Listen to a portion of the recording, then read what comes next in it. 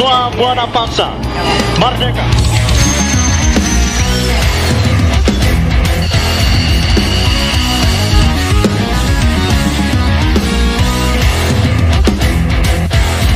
Warahmatullahi wabarakatuh. Halo teman-teman sekalian. Alhamdulillah saya dapat tamu istimewa ini. Mbak Mila Mahmudah Jamhari, dasar pegiat kegiatan sosial yang cukup terkenal di dunia maya, terkenal di dunia nyata juga terkenal. Jadi teman-teman, untuk para subscriber dan fans dari channel Sang Kolonel, ya, saya alhamdulillah hari ini bisa biasanya saya podcast individual, saya ngoceh sendiri. Sekarang saya bisa melakukan podcast beneran, ada dialog. Dan kali ini saya dengan Mbak Mila Mahmudah. Assalamualaikum Mbak Mila. Waalaikumsalam. Alhamdulillah. Apa kabar Mbak Mila? Alhamdulillah sehat. Sehat ya. Ya. Kita yang ringan-ringan dulu Mbak Mila. Siap. Kok Mbak Mila ini dari Surabaya jauh-jauh ke Jogja dalam rangka apa ini? Healing. Healing ya. Menikmati ya. Desa gitu ya. Alhamdulillah. Dan akhirnya kita bertemu karena Mbak Mila ke Jogja ya, karena saya belum khususan ya. Kalau sudah di Jogja ya, harus datang. Kami ini sama-sama aktivis media sosial politik juga. Ini kan tentara beling saya, tentara ngurusin politik, ngomongin politik. Ya udah nggak apa-apa. Nah ini aktivis politik dan aktivis sosial dengan latar belakang sipil, dan beliau memang banyak kegiatannya. Baik Mbak Mila, sudah berapa lama di Jogja ini? 5 hari. 5 hari ya. Gimana menikmati Jogja? Ya asik. Asik ya. Katanya Mbak Mila seneng pemandangan sawah segala macam. Ya karena lahir dan besar di kota besar, jadi wajar lah keinginannya melihat yang tidak ada di kota. Oke, ya. Dan ternyata memang benar pemandangannya membuat atmosfernya begitu buka jendela kamar ada sawah, apalagi lagi padi menguning. Keren. Ya. Kan healing itu supaya membuang racun kan. Nah sekarang racunnya udah terbuang, udah sehat. Alhamdulillah ya. Pada dasarnya sih tidak ada sesuatu yang masalah yang harus healing enggak, tetapi kegiatan refreshing itu saya pikir sudah menjadi kebutuhan pokok karena agar keseimbangan otak itu terjaga, menjaga kewarasan. Tapi mohon maaf nih, kemarin saya lihat kayaknya seolah-olah seperti escape gitu ya, lari karena ada sesuatu yang terkait dengan status atau apa dari seseorang itu loh. Males nanggepin atau apa kemarin kalau saya baca itu. Gimana? Males nanggepin suatu persoalan gitu. Akhirnya belum, mending ke Jogja aja cari sawah gitu. Oh enggak. Kebetulan aja kemarin sempat off itu karena memang lagi diserap juga, seperti biasa. Diserap ya? Diserap ya? Sama Facebong ya? Ya begitu. Gitu. Diserap seminggu jadi nggak bisa komentar. Tapi sekarang udah aktif ya? Mulai kemarin alhamdulillah. Akunnya, ya? Mulai sore kemarin sudah bisa bicara lagi. Oke. Sudah bisa nulis lagi. Oke Mbak Mila, jadi kalau saya lihat sejak saya kenal dengan sampean di medsos itu, saya lihat memang terlihat kegiatan sosialnya banyak. Kegiatan apa saja yang selama ini Mbak Mila lakukan? Sebenarnya ya karena backgroundnya memang alumni Fakultas Sosial, Fakultas Ilmu Sosial dan Ilmu Politik, jadi ya memang tidak jauh-jauh dari kegiatan sosial dan politik. Untuk kegiatan pekerjaan sendiri sebenarnya sebagai konsultan pemberdayaan masyarakat ya, cuman sudah lama nggak vakum karena memang lebih memilih sudah capek lah itu, tapi lebih senang tetap untuk edukasi kepada masyarakat dan kegiatan sosial tetap. Terakhir sih sampai hari ini pendampingan masyarakat marginal, apalagi dalam tahun ini bulan Maret dan bulan Juni saya kehilangan relawan kesehatan saya, sehingga yang selama ini saya tinggal ngontrol lewat online sekarang harus turun lagi yang ke meninggal rumah sakit. meninggal itu ya? Ya, yang meninggalkan kebetulan relawan yang paling aktif. Dokter kan itu? Bukan dokter, relawan semua dua. Itu meninggal mendadak dalam waktu jeda 3 bulan, nggak ada 3 bulan. Kehilangan 2 teman ya? Kehilangan, bukan hanya 2 teman tuh. relawan kesehatan. Jadi mereka yang mendampingi pasien-pasien HIV di Rumah Sakit Dr. Sutomo.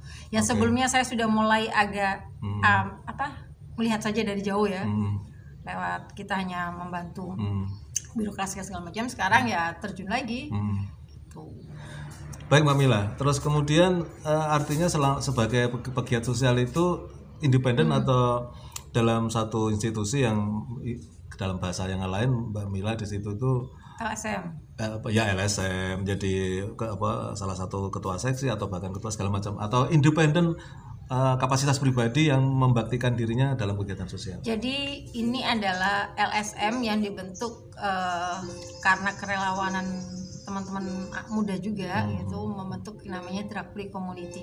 Jadi LSM di mana hampir seluruhnya memang dibiayai mandiri. Jadi dibilang kalau kita kerja sendiri itu kan capek ya, makanya kerjanya bersama. Maka supaya legal, supaya bekerja itu enak di mata hukum, di mata karena kita kan berurusan dengan birokrasi, berurusan dengan rumah sakit, berurusan dengan hukum ketika kita melakukan advokasi. Maka memang sewajarnya harus dalam bentuk badan hukum.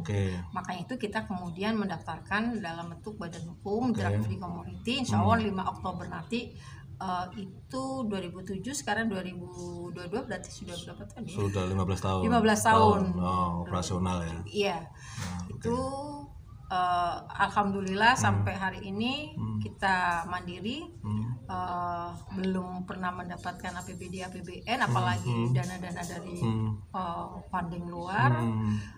Dan ya akhirnya gerilyanya lewat apa? Gerilya pencarian dana? Gerilyawan ya dari teman-teman dari simpatisan ya. Alhamdulillah karena bolak-balik viral ya di medsos, jadi yang terpesona juga ya membantu. Banyak yang saya nggak kenal tapi Mbak saya titip, Mbak saya transfer gitu. Ya alhamdulillah. Kenapa punya perhatian terhadap para korban-korban HIV ini? Kenapa Mbak? Awalnya dulu kan aktif di gerakan anti narkotika. Kemudian kita bertemu dengan teman-teman pecandu.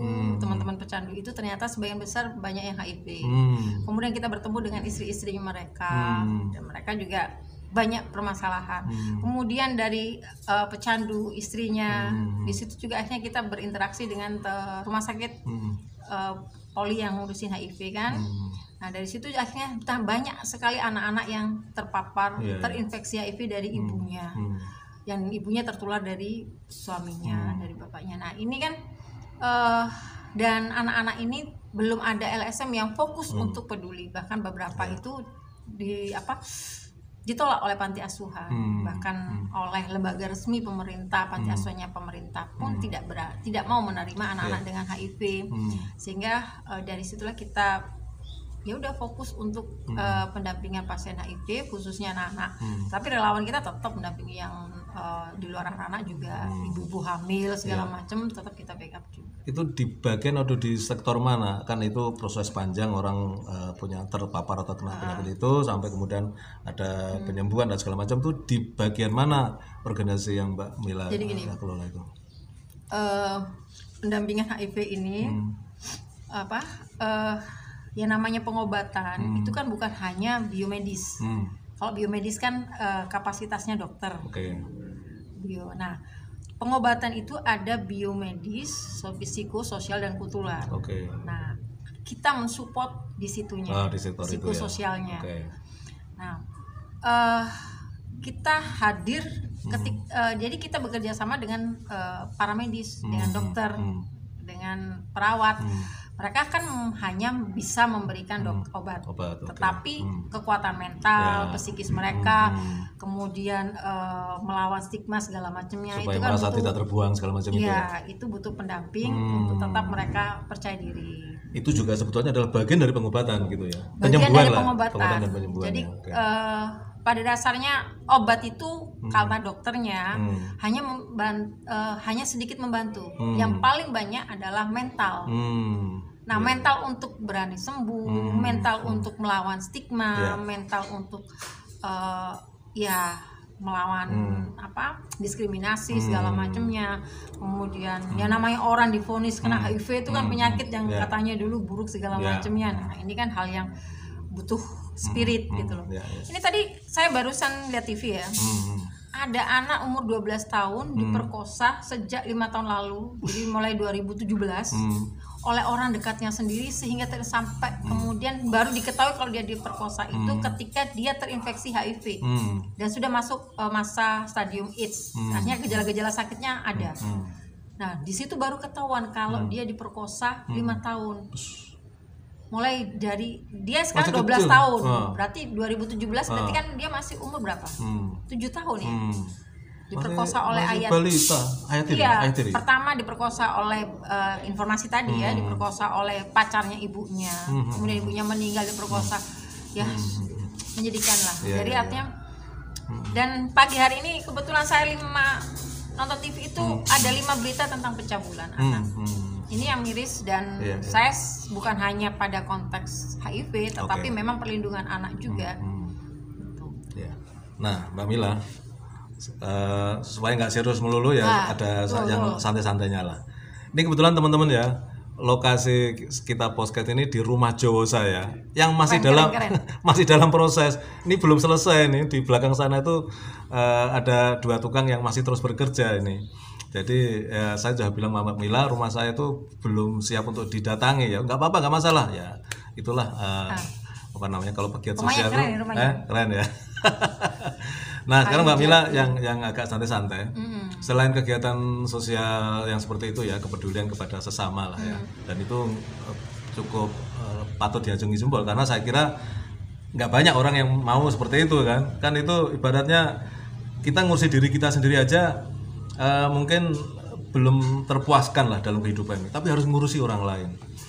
Hal-hal apa ini Mbak Mila yang kemudian apakah mungkin masa kecil atau apapun lah yang kemudian menumbuhkan sifat empati yang besar kepada sesama ini, apa nih Mbak Mila? Kalau masa kecil itu saya adalah anak yang sangat bahagia. Malah bahagia ya. Bahagia sekali ya.